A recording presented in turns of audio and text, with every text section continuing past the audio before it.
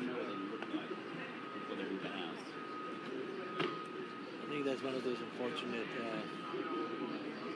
things that you'll find out later on. Yeah.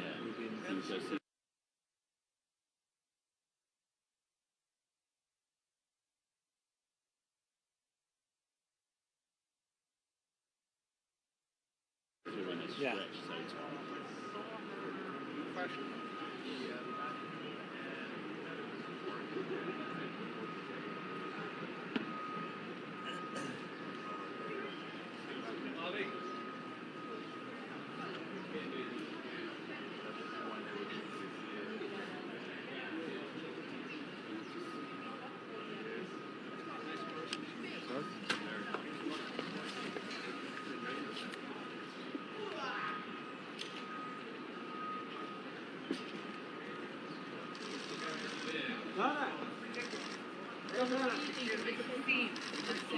What's the next move? Donna. Hey, Donna.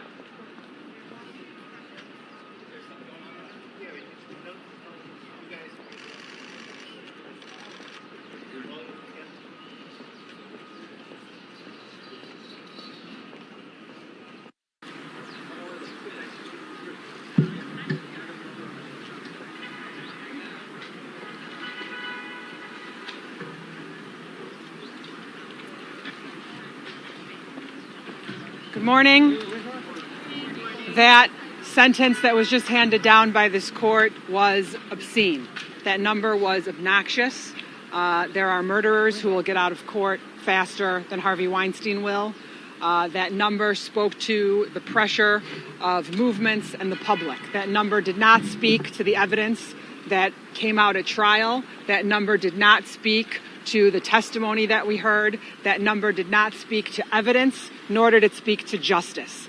I am overcome with anger at that number. I think that number is a cowardly number to give.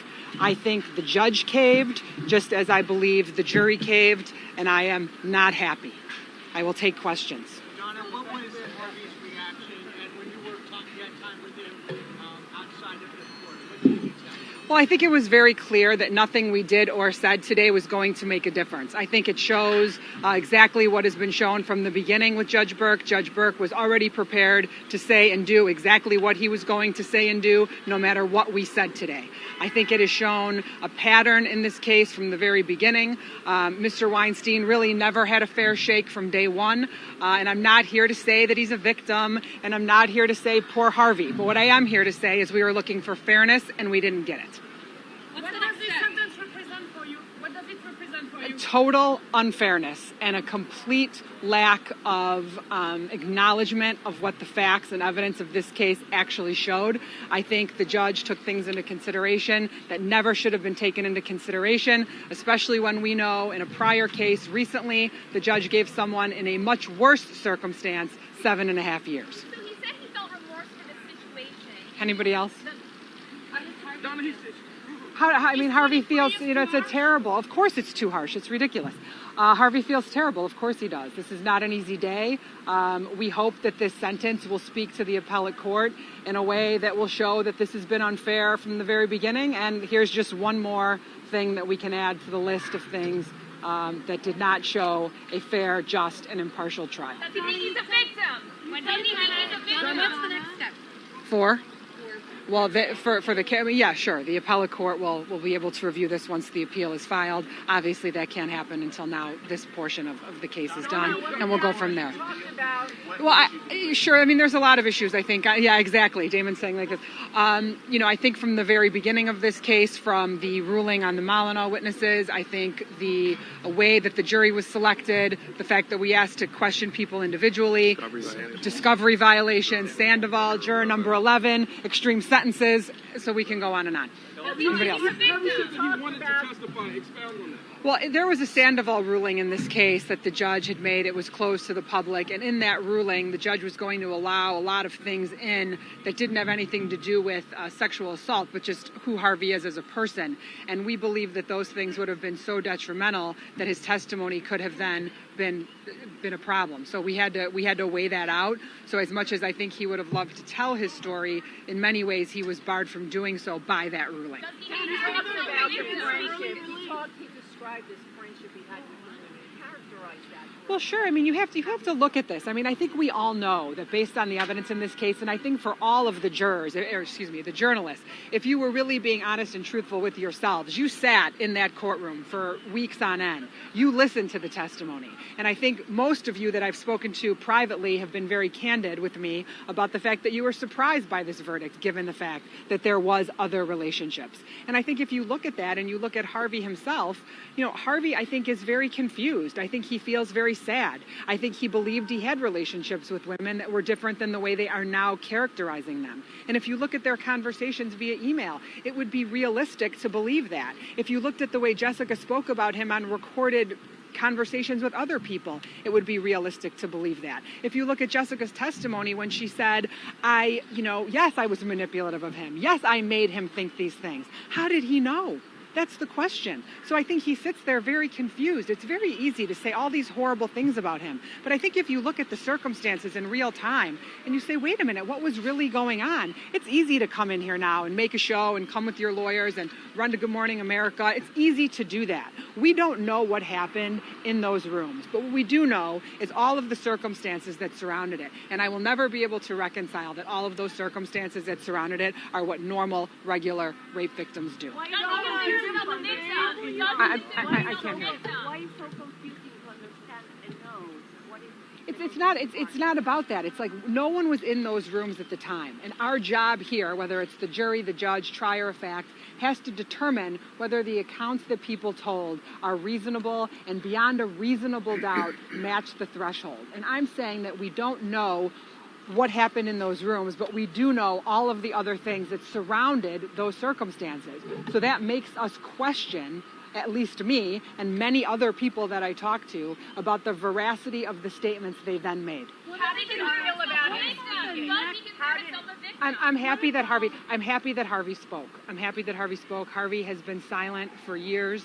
I think Harvey could have said anything today and it wouldn't have mattered. The judge knew exactly what he was going to give him. So from Harvey's perspective, Harvey needed to do that, and I'm glad that he was able to do so. I know apology to the victim. Your client is about to begin. How will you assure his safety at Rikers Island? Well, I wish I could assure his safety, but that's the Department of Corrections' responsibility. So hoping that they will do that.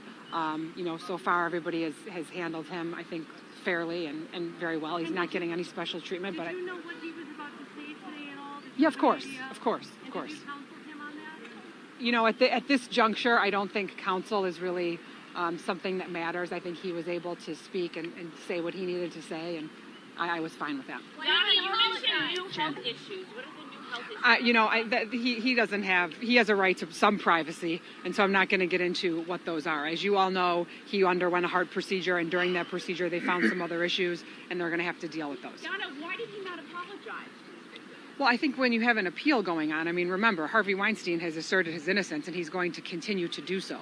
So while an appeal is going on, he's not going to change his position on those issues. So that's why. Forever. Where do you think it's going to be? It depends. Probably July.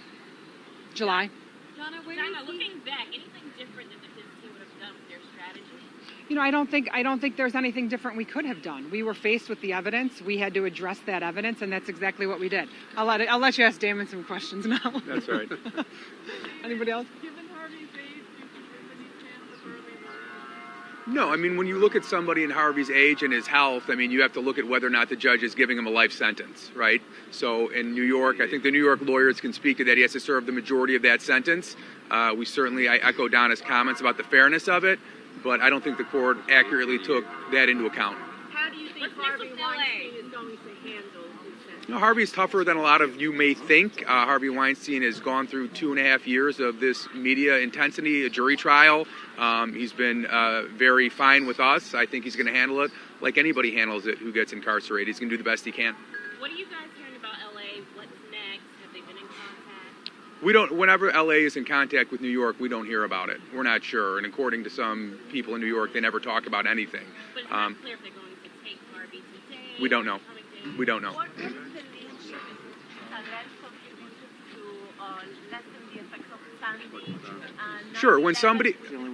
When somebody gets sentenced by a judge, the judge is supposed to take into consideration not just the crimes of conviction, but mitigating circumstances, things that people have done in the past that are laudable. So when a criminal defendant is sentenced, it's not just, well, what did Jessica Mann say? You also have to look at their past and other instances of charitable contributions and things like that. So it's completely appropriate for his lawyers to raise those issues at a sentencing hearing. What facility is he referring to? One where his health can be taken care of appropriately. Fishkill, in Fishkill, New York, there's a hospital. I just wanted to thank the New York State court officers and the people who run this building, the clerks in the courtroom and the stenographers in the courtroom. As the representative of New York, I wanted to show my Chicago colleagues the best of New York, and I really felt like those people who work in this courthouse, and many of you in the media who are here on a regular basis, really showed off how great this city is. Of course, our criminal justice system here in New York, one of the ways it's judged is how we treat people who are really reviled, who are people who are really not very popular, or maybe the most hated people in the world. And those people are supposed to deserve the same fairness that everyone else deserves. Justice is supposed to be blind. And because today the New York City criminal justice system saw a sentence handed down that is 3 times the mean of the state average. That includes people who are predicate felons, meaning they have multiple felony convictions, unlike Mr. Weinstein. Those people are getting 8 years, and Mr. Weinstein is possibly getting 23 years. That was not a part of the New York City criminal justice system that I was proud to show my colleagues from Chicago. Yes, I will make comments about those documents. The unbelievable release that happened the day before we were coming for sentencing, I think, again, shows the unbelievable lack of fairness that was given to Harvey Weinstein. There was no reason that those things needed to be released the day before. I think it's a shame. I think that there were problems in the company. There are problems between brothers. I think it's very sad. It's one other issue that Harvey will have to deal with as he works toward his redemption. And it was a totally unjust situation that those were released. I'm not commenting on it. What does the sentencing say to you about the Me Too movement? Nothing. It says nothing to me about the Me Too movement, other than the fact that the judge probably felt some type of pressure. About the unsealing of the documents, do you feel like any of that was improper? Like those documents should not have been unsealed? Well, I think at this point that's really up to the court in terms of what they unseal. I think what was improper about it, I think that's a fair question. I think what was improper was the timing.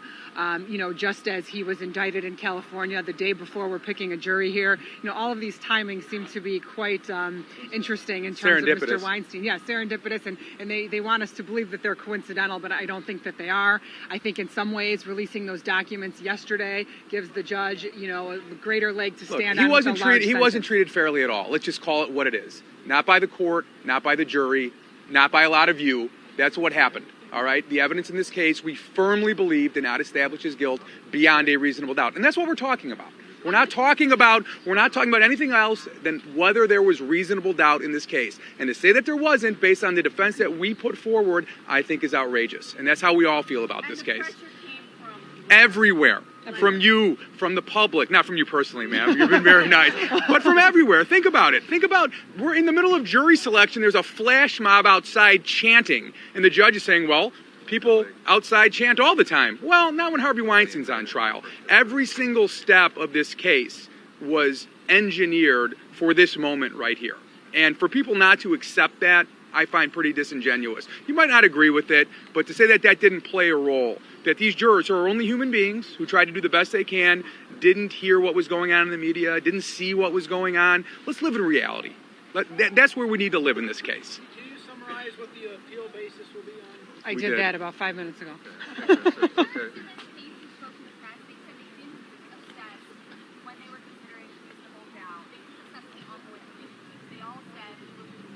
Well, the three said that. Yeah, that's correct. And I think that what's problematic about that is the fact that was 90% of the evidence in the case.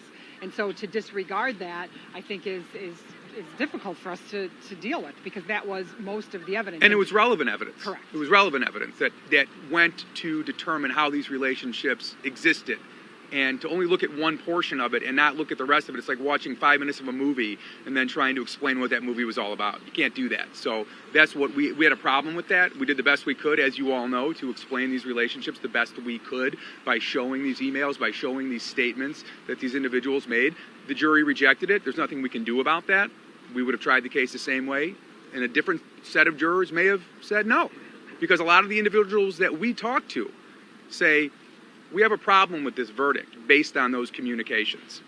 Even if Harvey is guilty of what he's been found guilty of, do you think redemption is possible? I think redemption is possible for anybody, whether or not he was convicted or acquitted. I think if Harvey Weinstein was found not guilty of these charges, he would still be remorseful for some of the decisions he made in his life. I think that redemption is something that everybody strives for in one way or the other. But I don't think when he said redemption today, he was talking about because he's guilty of these charges. I think that he'd be the first one to admit, as he did today, that he could have spent more time with his family, that he wasn't always the nicest person in the world. I mean, the prosecutor tried to bring up temper tantrums that he threw in the 70s as aggravation at a sentencing hearing. I mean, come on. Were there any members of his family No. No, and the reason is because if they come, their face is splattered in the news and they're written about and they're not left alone. And so Harvey asked that everybody stay away so they didn't have to endure that. So, there's a double-edged sword to all of this. Thank you, everybody. Okay. Thank you. Okay.